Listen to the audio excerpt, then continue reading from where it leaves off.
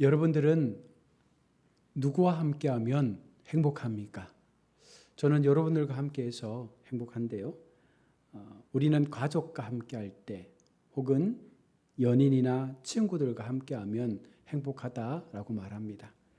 누구와 함께란 말은 제일 곁에 두고 싶은 사람 혹은 늘 옆에 있고 싶은 사람, 바로 그와 같은 사람들과 함께 있으면 행복하기에 늘 우리는 그들 주변에 머물기를 원하죠. 사랑하는 연인들을 보면 늘 꼭 붙어 다니잖아요. 팔짱을 끼고 한시라도 떨어지지 않으려고 그렇게 꼭 붙어 다닙니다. 어린아이는 부모 곁에서 떨어지는 것을 두려워합니다. 늘 부모의 품에서 부모의 손을 잡고 그곳에서 늘 함께하기를 원하죠. 왜냐하면 그곳이 가장 안전하다는 것을 아이는 알기 때문입니다. 그곳을 안전기지로 삼고 늘 부모와 함께하는 그 품 속에서의 기쁨을 누린다는 것입니다. 우리가 예수님께 붙어 있어야 한다라고 성경은 우리에게 말씀을 합니다. 성도가 인생을 살아가면서 가장 행복한 삶은 예수님께 붙어 있을 때 그와 같은 삶이 행복하다라고 말씀을 하는 것이죠. 성경에는요, 종종 포도나무에 대해서 말씀을 하고 있는데 이 포도나무는 타락한 이스라엘, 불순종하여 타락한 이스라엘을 종종 비유할 때 사용이 되어졌습니다. 그런데 오늘 본문에서는요, 예수님께서 자신을 참 포도나무라고 그렇게 말씀을 하심으로 자신이 하나님의 뜻에 전적으로 순종하신 참 이스라엘 사람임을 증거하고 있는 것입니다. 그리고 예수님이 가지와 같이 제자들에게 생명을 부여하는 분임을 또 한번 말씀하고 있는 것이죠. 덧붙이는 말씀은 아버지는 농부라라고 오늘 본문은 말씀을 합니다. 하나님이 부지런히 일하시는 일꾼으로 그렇게 우리 가운데 하나님을 말씀해 주고 있습니다. 이 말씀은 하나님은 언제나 쉬지 않고 모든 인류의 역사가 움직여져 갈 수 있도록 여전히 일하시고 계신 분이심을 말씀하는 것이죠. 그것은 바로 나의 모든 삶의 영역까지도 하나님께서는 바라보시고 그것을 주장해 간다는 사실입니다. 요한복음 5장 17절 말씀해 보시면 예수께서 그들에게 이르시되 내 아버지께서 어찌 이제까지 일하시니 나도 일한다 하시매, 하나님께서 이제까지 일하시니 우리 예수님께서도 계속해서 일한다라고 말씀을 하고 있는 것입니다. 하나님의 일은 끝나지 않는다는 것이죠. 계속해서 우리가 하나님의 영원한 생명의 삶으로 가기까지 하나님의 일하심은 계속적으로 지속되는 것입니다. 결국 우리가 하나님이란 나무에 붙어 있는 가지로서 결코 떨어져 살아갈 수 없다는 거죠.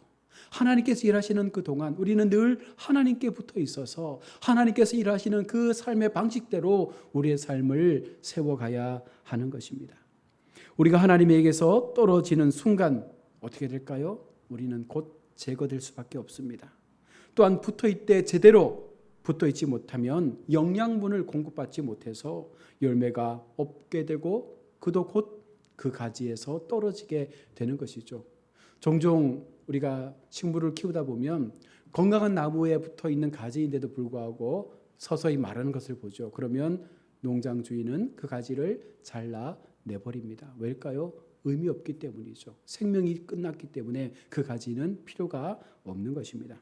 여러분, 우리가 예수님께 붙어 있지 못하면, 우리가 예수님께 붙어 있어서 그 영양분을 공급받지 못하면 결국 우리도 어느 순간 그 예수님의 가지에서 떨어져 나가게 되는 것입니다. 그러나 염려하지 마십시오. 우리 주님은요, 우리에게 분명하게 약속을 하고 있습니다. 3절 말씀에 일러준 말로 깨끗하게 되었느니라. 너희는 내가 일러준 말로 이미 깨끗하여 졌으니. 하나님의 말씀은 성도들을 정결케 하는 능력을 가지고 있습니다. 우리가 하나님의 말씀대로만 살면 버려질 이유가 없는 것이죠. 하나님께서 내게 주신 그 생명의 말씀을 붙잡고 그 말씀대로만 살면 우리는 결코 하나님의 그 나무에서 떨어질 이유가 없습니다. 에베소 5장 26절에 이는 곧 물로 씻어 말씀으로 깨끗하게 하사 거룩하게 하시고, 하나님의 말씀에 거하면 하나님의 말씀이 우리의 삶에 거하면 우리는 날마다 깨끗함의 삶을 통하여 늘 하나님의 주시는 그 영양분을 통한 아름다운 생명력을 유지할 수가 있는 것입니다. 말씀으로 깨끗해진 성도에게 우리 주님은 우리에게 말씀합니다. 4절 말씀에 내 안에 거하라. 이 말씀은 바울이 가지고 있는 바울 신학의 핵심과도 같은 말씀이죠. 바울은요, 늘 그가 만나는 사람들에게 전한 것이 바로 그리스도 안에 거하는 삶을 매번 강조했습니다. 그것이 사는 길이다. 그리스도 안에 있는 것이 가장 행복한 길이다라고 바울은 말했습니다. 로마서 6장 23절에 죄의 삭은 사망이요 하나님의 은사는 그리스도 예수 우리 주 안에 있는 영생이니라. 우리가 그리스도 우리 주 안에 있을 때에 그것이 우리에게 영생으로 나타나게 된다는 것이죠. 갈라디아서 3장 28절에 너희는 유대인이나 헬라인이나 종이나 자유인이나 남자나 여자나 다 그리스도 예수 안에서 하나니라. 우리가 예수 안에 머물면 우리 모든 사람들이 예수 안에서 하나가 되어지는 놀라운 하나님 나라의 가족 공동체의 은혜를 경험할 수가 있다는 것입니다. 그래서 5절 말씀에도 그가 내 안에 내가 그 안에 거하게 됨을 말씀하고 있는 것입니다. 우리가 예수님 안에 있다는 것은요, 행복한 삶의 가장 기본적인 기준이 되는 것이죠. 자, 그러면 우리가 어떻게 예수님 안에 살고 있는지를 알 수 있을까요? 바로 그리스도의 주권과 은혜, 그리고 그 보호하심을 통하여 내가 하나님을 따르고 있다라는 그 확신이 있으면 우리는 주님 안에 있다는 것을 말할 수 있는 것이죠. 하나님께서 우리의 삶의 주인이 되십니다. 하나님께서 우리의 모든 삶의 은혜로 함께 해주시고 우리를 보호해 주시는 보호자가 되십니다라는 이 사실을 믿을 수 있으면 바로 우리가 주님 안에 거하고 있다는 사실을 보여주는 것입니다. 반면 우리는요, 그리스도를 전인격적으로 영접함으로써 우리 안에 모시고 살아가야 합니다. 이것이 어쩌면 성도가 해야 될 가장 기본적인 모습이라고도 말할 수 있습니다. 계시록 3장 20절 말씀해 보시면 볼지어다 내가 문 밖에서 두드리노니 누구든지 내 음성을 듣고 문을 열면 내가 그에게로 들어가 그와 더불어 먹고 그는 나와 더불어 먹으리라. 예수님과 함께 하나됨을 말씀하고 있는 이 계시록의 말씀의 핵심이 무엇입니까? 예수님께서 우리의 마음의 문을 두드리고 있다는 것이죠. 그런데 우리가 그 문을 열지 않으면 예수님은 들어오지 않습니다. 그 문을 열 수 있는 것은 나라는 것입니다. 예수님은 하나님이시지만 강제로 그 문을 열지 않으십니다. 우리의 인격을 배려해 주시는 거예요. 우리 스스로가 하나님의 그 음성을 듣고 하나님의 두드리는 그 소리를 듣고 우리의 마음의 문을 열면 예수님 우리 안에 들어오셔서 우리는 주님과 함께 먹고 마시는 은혜의 삶을 누리게 되는 것이죠. 내가 열어야 한다는 것입니다. 이 신비한 연합은 성부와 성자의 연합을 방불케 하죠. 하나님과 예수님이 하나됨을 말씀했습니다.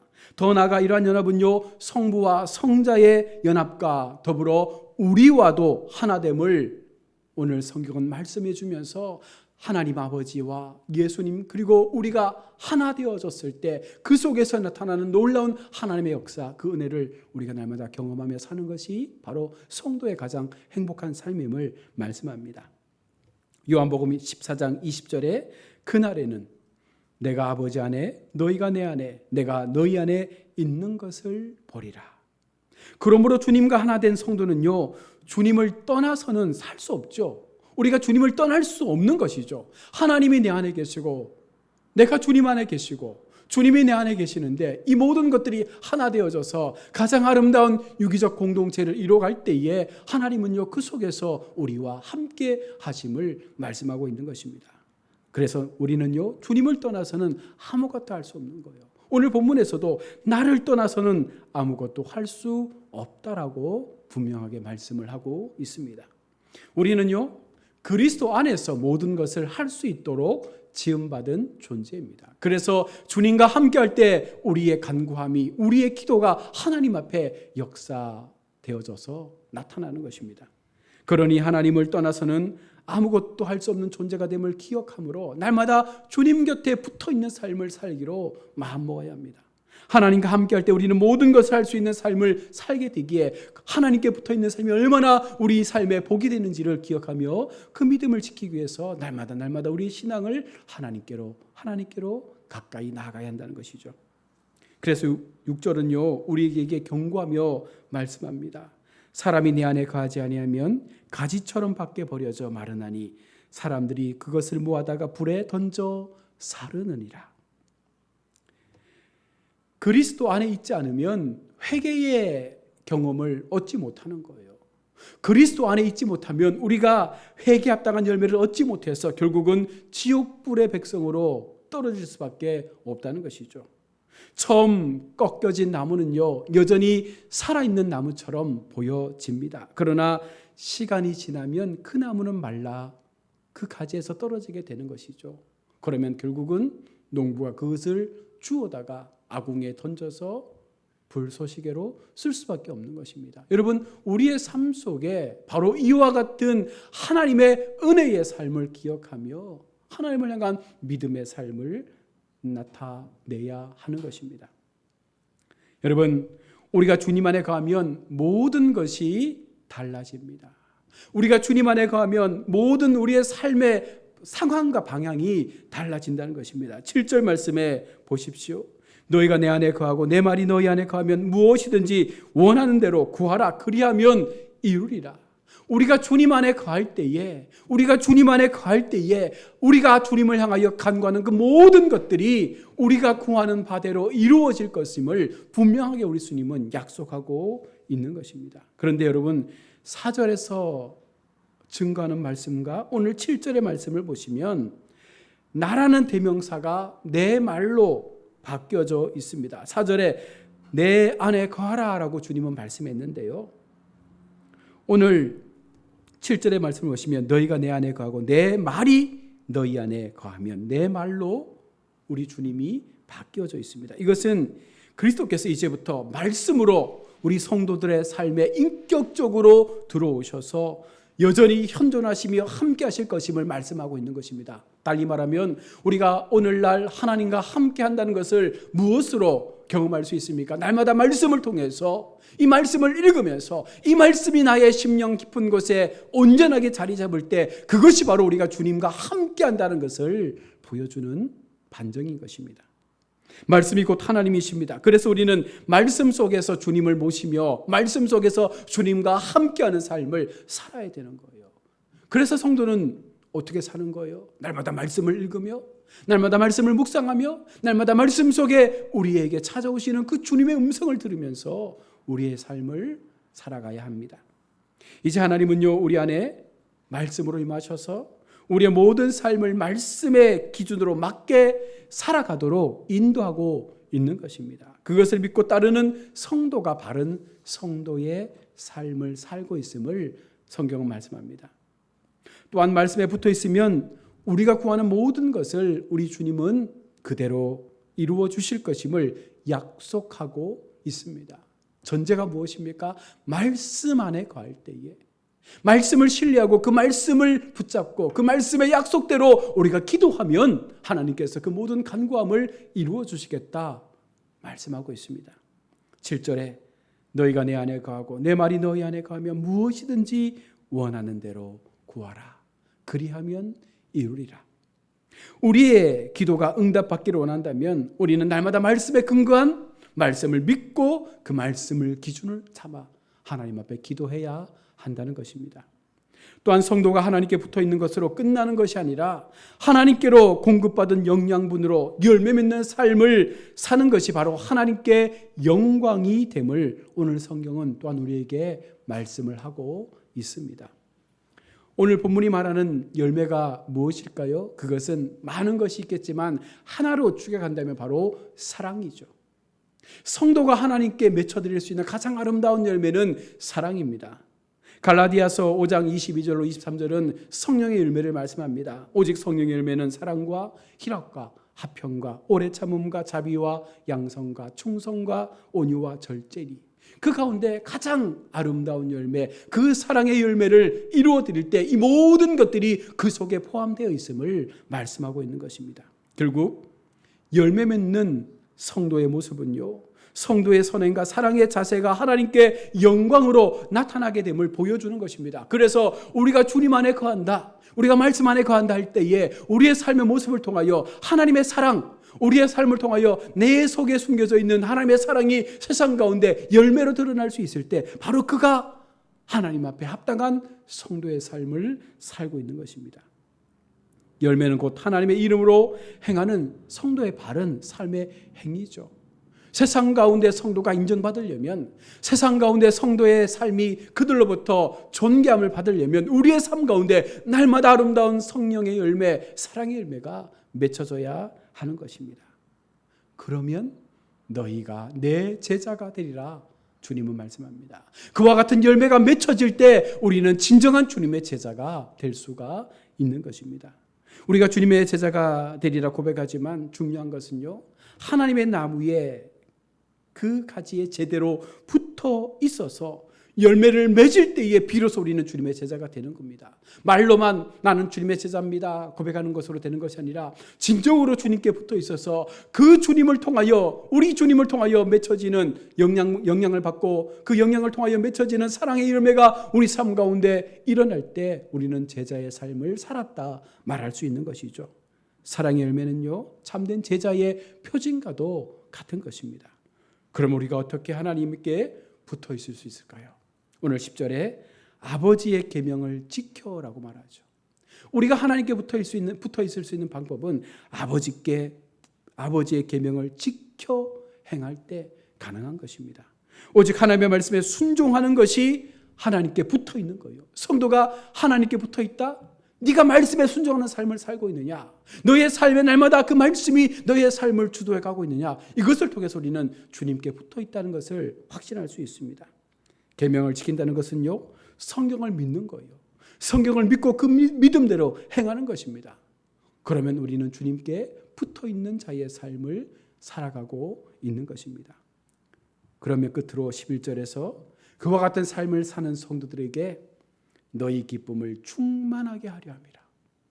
하나님은 이 땅에서의 삶을 통하여 우리가 주님께 붙어 있을 때 우리의 삶에 여전한 고난과 아픔과 시련과 고통이 있는 것이 아니라 그와 같은 삶 속에 하나님의 기쁨, 하나님의 그 충만한 기쁨을 우리로 경험토록 하시기 위해서 주님께 붙어 있으라 말씀하는 것이죠. 그리스도의 계명을 쫓아 사랑을 행하는 사람들은요, 그 결과로 충만한 기쁨을 맛보게 된다는 것입니다. 사람은 항상 기쁨을 동반하죠. 주님께서 주시는 그 사랑, 우리의 삶을 통하여 맺혀지는 그 사랑의 열매는 날마다 우리의 삶에 기쁨을 동반해 준다는 것입니다. 빌레몬서 1장 7절 말씀해 보시면 형제여 성도들의 마음이 너희로 말미암아 평안함을 얻었으니 내가 너희 사랑으로 많은 기쁨과 위로를 받았노라. 하나님의 마음, 하나님의 사랑, 내 속에서 맺혀지는 하나님의 그 사랑의 열매가 증거되어질 때 우리는요, 말로 형용할 수 없는 참된 기쁨의 자리에 설 수밖에 없는 것입니다. 우리 모두 이와 같은 사랑을 서로 나누며 진정한 기쁨을 나누며 하나님의 말씀 앞에서 이 진리를 지켜갈 수 있는 거룩한 성도의 삶을 살 수 있기를 바랍니다. 주님께 붙어 있어서 누리는 기쁨이야말로 참된 기쁨임을 우리가 기억해야 합니다. 주님께 붙어서 살아가는 삶이야말로 그 속에서 얻어지는 참된 행복과 기쁨이 가장 아름다운 삶의 기쁨임을 우리가 믿고 끝까지 주님께 붙어 있어서 나의 생명이, 나의 삶이 하나님 앞에 영광된 모습으로 올려지고 또한 나의 삶에도 이 땅을 살아가면서 하늘로부터 얻어지는 참 기쁨의 소망의 삶을 누리시는 우리 모든 성도님들 다 될 수 있기를 주의 이름으로 축원합니다. 아멘. 기도하겠습니다.